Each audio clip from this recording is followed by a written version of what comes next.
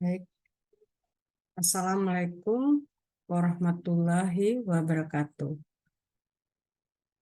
Hari ini kita akan membahas dalam mata kuliah pengantar manajemen dan kita akan membahas tentang mengolah lingkungan global. Apa yang akan kita bicarakan antara lain, apa itu lingkungan global bisnis? Kemudian lingkungan teknis, kemudian lingkungan umum dan perubahan lingkungan global. Nah, itu yang akan kita diskusikan pada hari ini. Untuk itu, sebelum kita mulai, sebaiknya kita berdoa menurut kepercayaan masing-masing. Doa mulai. Baik, kami persilakan untuk kelompok penyaji memaparkan presentasinya dan nanti yang lain boleh bertanya ataupun diskusi. Setelah itu kita tutup pertemuan kita hari ini. Kami persilakan untuk kelompok penyaji memaparkan presentasinya. Terima kasih. Kedua ada lingkungan. Lingkungan umum adalah beberapa faktor yang memengaruhi keseluruhan kegiatan bisnis secara tidak langsung. Faktor-faktor dalam lingkungan umum itu dapat memberikan dampak yang luas dan menyeluruh kepada semua perusahaan dalam suatu perekonomian. Beberapa dari faktor-faktor lingkungan umum terhadap aktivitas bisnis suatu perusahaan yang biasanya dikenal dengan PESTEL. Yang pertama ada lingkungan politik. Lingkungan politik ialah lingkungan yang berkaitan dengan struktur kekuasaan yang ada di suatu negara. Dalam situasi politik yang tidak menentu, ada beberapa pihak yang dirugikan dan ada beberapa pihak yang diuntungkan, yaitu pihak-pihak yang bisa membaca situasi politik untuk sebagai peluang untuk kegiatan. Jadi politik ini berkaitan dengan struktur kekuasaan di suatu negara. Peraturan-peraturan diciptakan pemerintah atau lembaga-lembaga terkait. Gejolak politik juga berpengaruh terhadap jalannya industri. Baik, yang kedua ada ekonomi.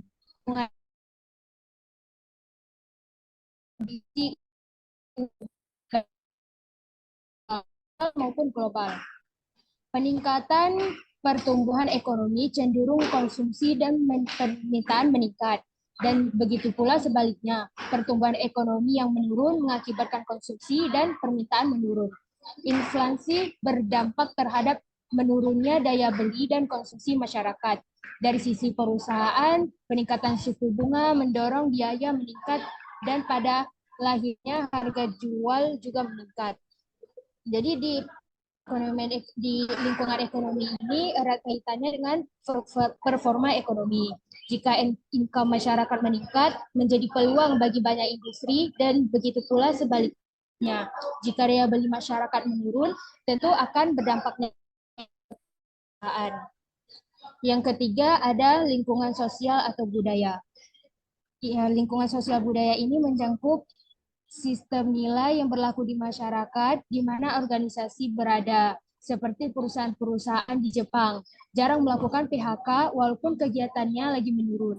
Hal ini karena pekerja dianggap sebagai anggota keluarga, bukan dipandang semata sebagai faktor produksi.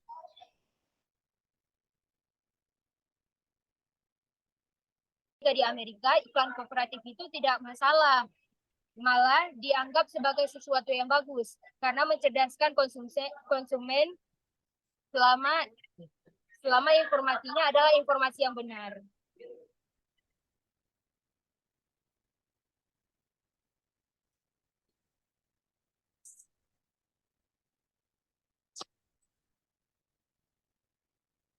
Oke, kita berlanjut kepada perubahan lingkungan global. Perubahan lingkungan global adalah hal yang akan terus terjadi karena adanya perkembangan zaman.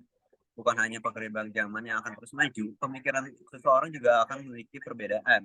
Perbedaan pendapat atau pemikiran ini akan menimbulkan persepsi baru. Ini juga yang akan membuat perubahan lingkungan global, terutama pada bidang bisnis, akan berubah. Nah, dalam perubahan ini akan ada ketidakpastian terhadap perubahan yang akan terjadi pada perusahaan. Nah, pertama ada derajat kompleksitas lingkungan. Oke, derajat kompleksitas lingkungan ini ada dua hal, yaitu adalah faktor-faktor dan komponen-komponen eksternal dalam lingkungan yang akan mempengaruhi organisasi. Hal-hal inilah yang akan membuat perubahan organisasi berada dalam masa perubahannya. Ya, terdapat dua hal atau ada dua tipe dalam kompleksitas lingkungan, yaitu heterogen atau kompleks dan homogen atau simpel. Lingkungan yang simpel adalah suatu lingkungan dengan sedikit faktor-faktor atau komponen-komponen yang mempengaruhi organisasi.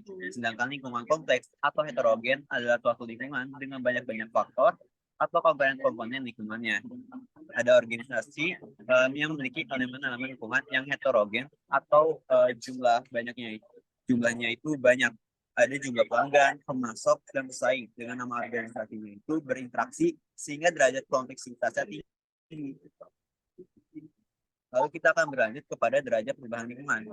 Derajat perubahan lingkungannya ini adalah kecepatan perubahan lingkungan secara spesifik dan umum yang terjadi dari organisasi. Ada dua tipe derajat perubahan lingkungan. Pertama adalah secara lambat dan juga secara stabil atau cepat. Nah, pada dengan lingkungan yang relatif berubah cepat dan dinamis ini, perubahannya itu akan bergerak secara lurus.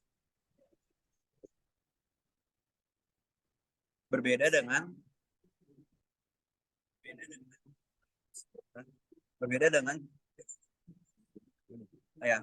lingkungan yang dinamis. Yang tadi stabil. Yang dinamis akan bergerak secara cepat. Jadi pergerakannya itu akan lebih cepat, sehingga perubahannya itu akan mengalami penaikan yang sangat tinggi ataupun penurunan yang sangat tinggi. Lalu ada kecepatan yang statis ataupun stabil. Nah, kecepatan statis atau stabil ini akan bertahap sesuai dengan perubahan yang akan terjadi nantinya pada dalam organisasi. Nanti kedua derajat ini, derajat kompleksitas lingkungan dan juga derajat perubahan lingkungan akan menimbulkan ketidakpastian. Ada ketidakpastian rendah atau low uncertainty. Nah, ini terjadi jika jumlah faktor eksternal sedikit atau kompleksitasnya rendah dan perubahan pada faktor eksternal. Nah, sehingga karena tidak adanya faktor eksternal yang sedikit dan juga perubahan faktor eksternal hampir tidak ada, peluang dan ancaman jarang muncul, ini akan mudah diprediksi oleh organisasi. Dengan ini, organisasi dapat mengetahui cara-cara atau solusinya ini untuk mengatasi perubahan yang terjadi. Memang benar, jumlah faktor dan komponennya dalam lingkungannya itu sedikit dari faktor eksternalnya itu. Dan jasa sertanya juga terbatas, jumlah pembeli, pemasok, dan pesaingnya. Nah, makanya itu faktor dan komponen dalam lingkungan pada dasarnya sama, tidak berubah dan mudah dimodifikasi. Misalnya bisnis pemakaman ataupun bisnis bir. Lanjut ke ketidakpastian agak rendah atau low moderate uncertainty. Nah, jika jumlah faktor eksternalnya lebih banyak, ya sebenarnya sedikit di yang bagian pertama itu, dan perubahan faktor eksternalnya hampir tidak ada atau relatif stabil, maka peluang dan ancaman lingkungannya relatif berbahaya bagi pertumbuhan dan pembangunan untuk organisasi. Maka caranya adalah hanya untuk kegiatan pengelolaan sekalipun mereka cukup mudah ditebak. Artinya, terdapat banyak faktor dan komponen lingkungan. Ya, kita akan langsung jawab pertanyaan Robi. Jadi pertanyaannya itu adalah bagaimana cara sebuah perusahaan beradaptasi dengan lingkungan global yang berubah-ubah? Apa yang harus dilakukan oleh perusahaan atau organisasi adalah menganalisis lingkungan. Jadi ada masa relasi perubahan Nah, biasanya aku uh, nah, terus itu punya apa aja teknologi, berintegrasi dan berinteraksi.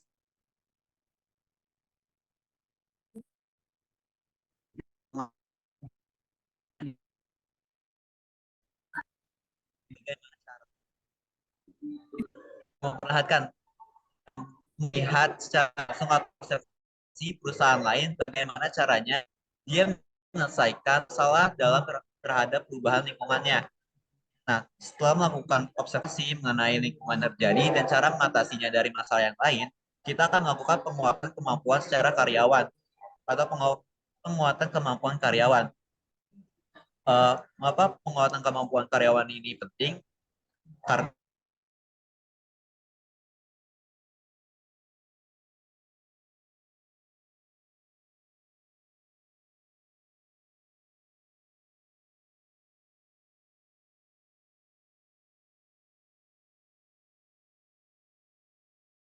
untuk hal itu kita harus melakukan penguatan kemampuan karyawan kita, mau itu dalam sikap mentalitas atau sikap keragaan agar mereka siap menghadapi perubahan yang ada.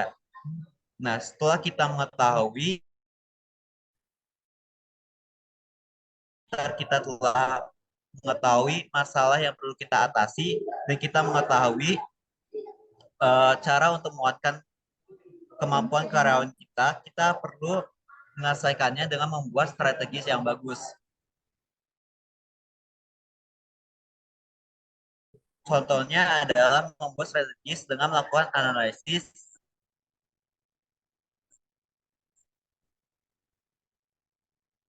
terhadap perusahaan secara diri sendiri, itu kita dapat membuat strategi dengan mempertimbangkan dari analisis SWOT tersebut.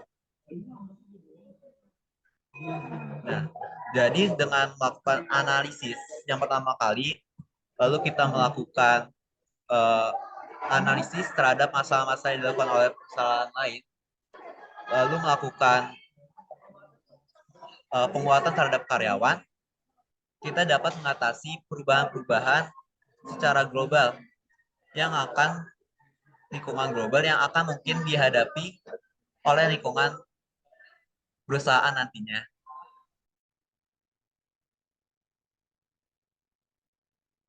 Baiklah, alhamdulillah tadi kita sudah berdiskusi dengan kelompok penyaji yang membahas tentang mengolah lingkungan global. Jadi, teman-teman sudah tahu apa itu lingkungan global bisnis, apa lingkungan teknis, apa lingkungan umum, dan apa perubahan lingkungan global. Untuk itu, perkuliahan kita hari ini kita akhirin dengan mengucapkan Alhamdulillahirabbil alamin. Terima kasih buat penyaji dan yang bertanya. Wassalamualaikum warahmatullahi wabarakatuh.